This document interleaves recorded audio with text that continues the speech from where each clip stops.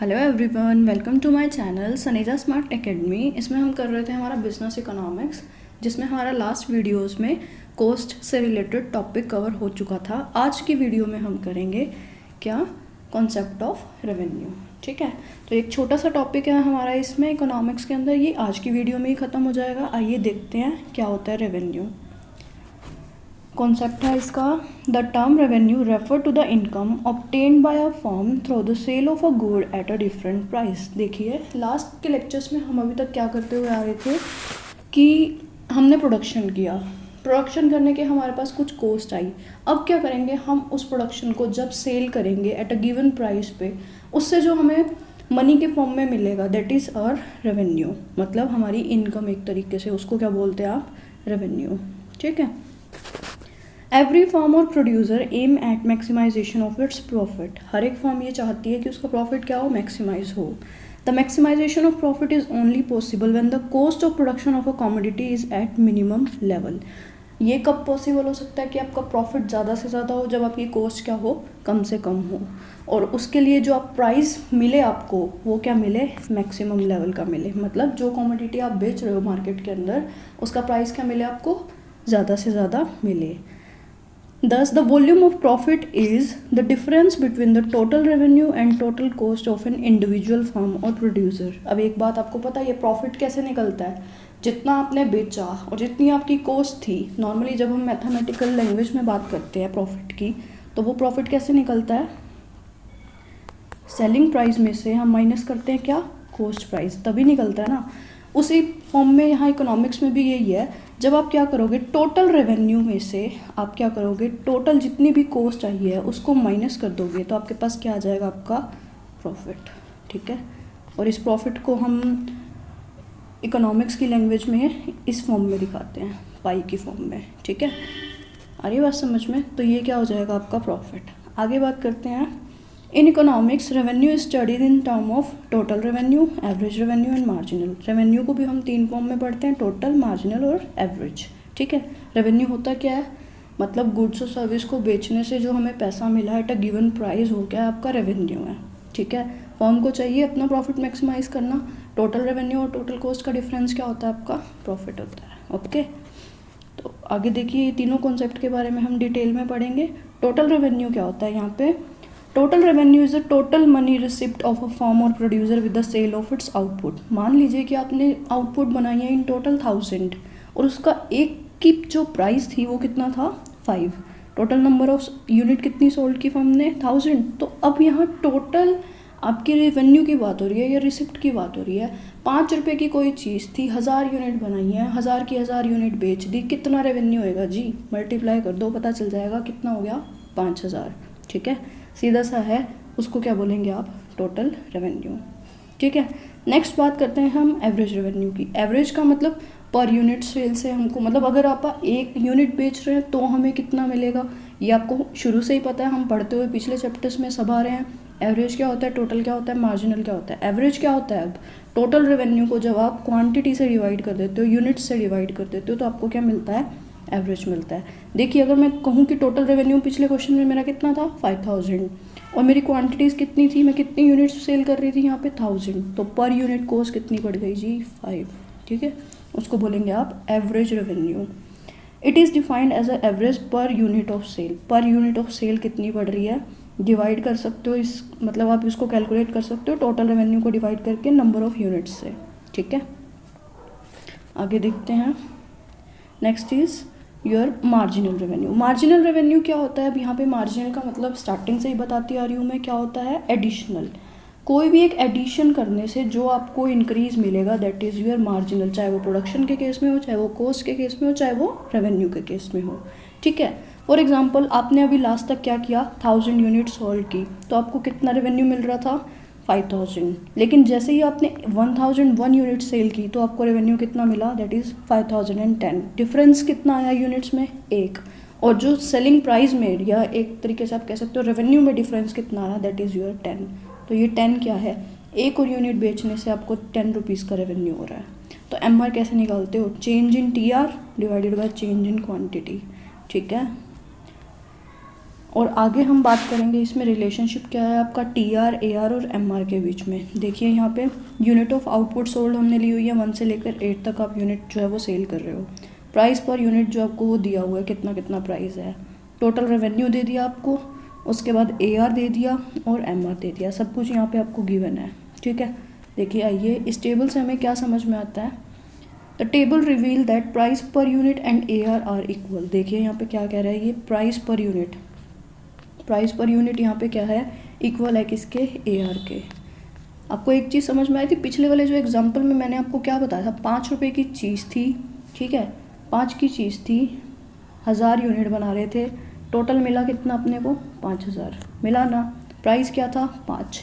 जब हमने AR निकाला था, AR निकालते वक्त हमने क्या किया था, 5000 जो टोटल थे उसको क्या किया था, यूनिट से डिवाइड किया था, तो हमारे पास निकल के कितनी आई थी, AR दैट इज़ ऑल्सो 5। तो यहाँ पे हमारा प्राइस और AR क्या होता है, इक्वल होता है। ओके, नेक्स्ट जो है इसमें TR is increasing at increasing rate, reaches at its maximum and remain constant and thereafter it decline. मतलब पहले वो इंक्रीजिंग रेट से इंक्रीज करेगी, देखिए 12, फिर 22, फिर 30, फिर 36, फिर यहाँ पे आके कांस्टेंट हो जाएगी, ये देखियो यहाँ पे 42 पे, फिर उसके बाद क्या होगी, घटना शुरू कर देगी, दैट इज़ 40। ठीक है, उसके बाद नेक्स्ट आता है यहाँ AR and MR are decreasing but AR is positive while MR has 3 trends, namely वो डिक्रीज करेगा, 0 हो जाएगा और नेगेटिव हो जाएगा। AR तो गिर रहा है, MR भी गिर रहा है, लेकिन AR हमेशा क्या रहेगा आपका, पॉजिटिव ही रहेगा। MR क्या करेगा, MR घटेगा भी, MR क्या होगा, 0 भी बनेगा, MR क्या होगा, नेगेटिव भी बनेगा। ठीक है, देखिए यहाँ टेबल में देखते हैं आपका AR देखो घट रहा है सारा, लेकिन ये कभी भी 0 नहीं बना आपका। ठीक है, और ये देखो यहाँ घटता घटता ये 0 पर आ गया लास्ट में, फिर ये -2 हो गया। ठीक है, नेक्स्ट इसमें आता है आपके पास the fall in AR is less than MR। अब एक चीज़ और है कि जो AR घट रहा है वो क्या हो रहा है, कम घट रहा है MR से, AR हमेशा ज़्यादा है MR से।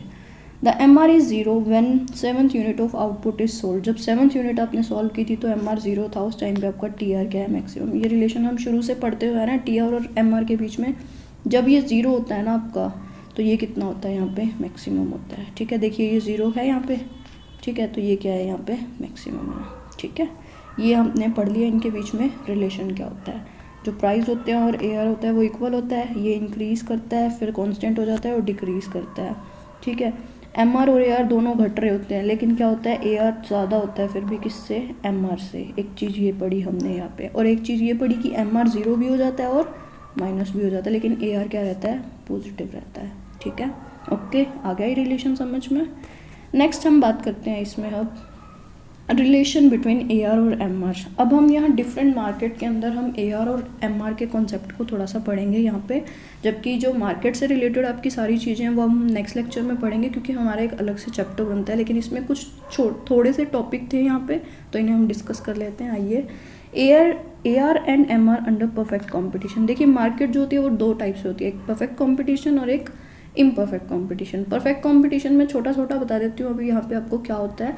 उसके अंदर लार्ज नंबर ऑफ बायर और सेलर होते हैं, एक होमोजीनियस प्रोडक्ट होता है मार्केट के अंदर, एक ही प्रोडक्ट होते हैं, एक ही प्राइस पे बेचते हैं और सबको प्राइस के बारे में, मार्केट की इन्फॉर्मेशन के बारे में सब पता होता है। ठीक है, उसे बोलते हैं आप परफेक्ट कॉम्पिटिशन।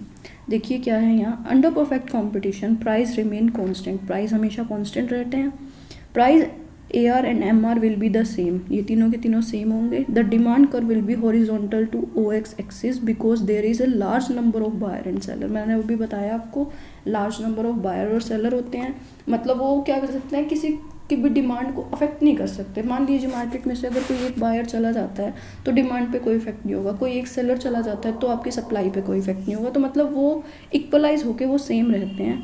होमोजीनियस प्रोडक्ट होता है, प्राइस जो है वो डिटरमाइन किया जाता है बाय द टोटल डिमांड और सप्लाई ऑफ इंडस्ट्री। इंडस्ट्री के अंदर आपकी डिमांड और सप्लाई क्या चल रही है, उस बेसिस पे आपके प्राइस जो है वो डिसाइड होंगे, और वही प्राइजेस जो इंडस्ट्री में डिसाइड हुआ वो कौन करेगा, फर्म उनको टेक करेगी। The firm is a price taker. इस चीज़ में क्या होती है, फर्म आपकी प्राइस टेकर होती है। Hence there is one price prevailing in the market, इसीलिए एक ही प्राइस होता है। उस पर आपके AR और MR की देखिए जो कर्व होंगे वो किस तरीके से होंगे।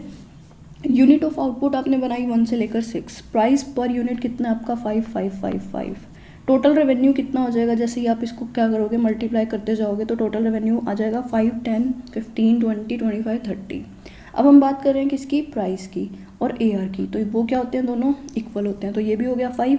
अब देखिए यहाँ MR की अगर हम बात करते हैं, एडिशन, हर बार एडिशन कितने का हो रहा है टोटल में देखा जाए तो 5, 10, 15, 20, 25, 30, हर बार 5 का हो रहा है। हर यूनिट को सेल करने से आपको एडिशनल रेवेन्यू कितना मिल रहा है, 5 मिल रहा है। तो इसके अंदर परफेक्ट कंपटीशन के अंदर क्या होगा, ये देखिए ये इंडस्ट्री है आपकी, इंडस्ट्री में ये डिमांड का स्लोप डाउनवर्ड, ठीक है, और ये क्या होगा आपका सप्लाई, जहाँ कट करेगा वहाँ पे आपके क्या होते हैं वैसे प्राइस डिटरमाइंड होते हैं। ये प्राइस मान लीजिए जो भी प्राइस हुए, जैसे कि 5 रुपये हैं हमारे, ये डिसाइड हो गए, यही प्राइस क्या करेगी, फॉर्म टेक ओवर कर लेगी, ये प्राइस हो गए, इस प्राइस पे क्या करेगी फॉर्म, आउटपुट को सेल करेगी और अपना AR MR जो भी है वो कमाएगी। और आपका क्या होगा इस केस में, MR AR और P तीनों के तीनों क्या होंगे, इक्वल, क्योंकि आपको दिख रहा है यहाँ प्राइस भी 5 है, AR भी 5 है और MR भी 5 है, ठीक है। तो ये हॉरिजॉन्टल होगा एक्स एक्सिस के, ठीक है, आ रही है बात समझ में। नेक्स्ट हमारे पास आता है यहाँ AR और MR अंडर इम्परफेक्ट कंपटीशन। देखिए जो परफेक्ट कंपटीशन की हम बात कर रहे हैं ना, ये नॉर्मली मार्केट्स में नहीं होता है, सब भी होमोजीनियस प्रोडक्ट नहीं होते हैं, उनके सब्स्टिट्यूशन भी होते हैं, सेम प्राइस भी नहीं होता हर एक चीज़ का, तो एक तरीके से स्टोरी सी लगती है, ठीक है। तो हम जो कंपटीशन की बात कर रहे हैं वो इम्परफेक्ट कंपटीशन की बात कर रहे हैं। इसमें वैसे डीप में बहुत सारी मार्केट आती हैं, मोनोपोली क्या हो गई, मोनोपोलिस्टिक क्या हो गई, प्योर कंपटीशन क्या हो गया, इसकी हम डिटेल में आगे बात करेंगे हमारे नेक्स्ट लेक्चर में। लेकिन इसके अंदर हम देखेंगे कि AR और MR कर्व जो है वो हमारे डिफरेंट होंगे। किस वजह से डिफरेंट होंगे, देखिए under the imperfect competition the firm can increase its sales by reducing the price of the output। उसमें क्या माना गया था, प्राइस सेम है, आप अपना आउटपुट बेचते रहो इसी प्राइस पे, लेकिन इसमें ये चीज़ क्या कह रहे हैं कि आप सेल ज़्यादा कब कर पाओगे, जब आप प्राइस इसको क्या करोगे, कम करोगे। प्राइस कम होंगे तो आपकी डिमांड क्या होगी, ज़्यादा होगी, डिमांड ज़्यादा होगी तो आपकी सेल क्या होगी, ज़्यादा होगी, ठीक है।